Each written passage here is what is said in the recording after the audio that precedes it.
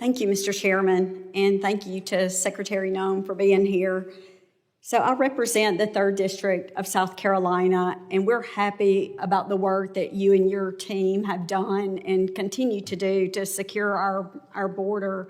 It's very important. I mean, we could sit here all day and talk about the fentanyl crisis and the trafficking, and it does affect each and every one of us. So you've made it clear that securing the border is not just a national security issue, but it's a financial one.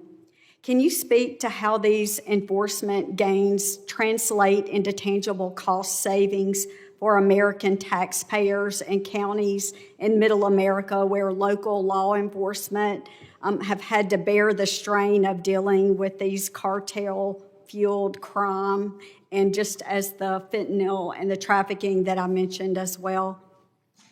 Yes, the partnerships we've been able to build as a federal agency with local law enforcement and with state law enforcement has been key to helping make communities much safer in the last several months.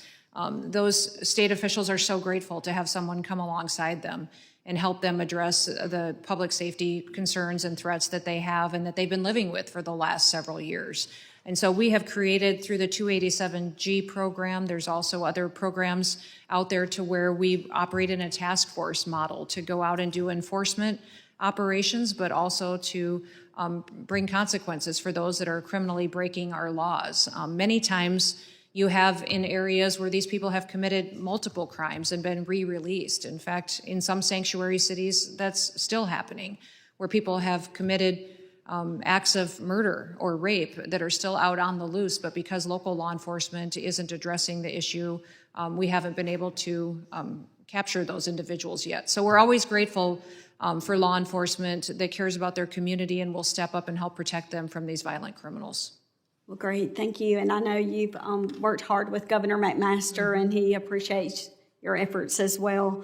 My next question, as part of your broader effort to return DHS to its core mission, are there specific TSA programs or administrative functions under review for potential reforms or streamlining or maybe even consolidation? Can you talk about that? Yeah, we're working to help TSA get the technology it needs to do better screening at airports and to make it much more streamlined for the passengers. I think everybody that I meet has some story of frustration that they've had at an airport or while traveling or in security lines. I would say just a few. But I would say that the technology needs that TSA has have been neglected for far too long. So having exit lanes covered by gates instead of individuals would streamline it and help us secure the systems faster, making sure that we have the processes in place to streamline luggage and passengers without the need to take things out of bags and to take off shoes are things that are possible, but we need to invest in them. And that would not only help our transportation security officers be able to focus on their responsibilities, but it also would make it a much better experience for families that are trying to use our federal air system.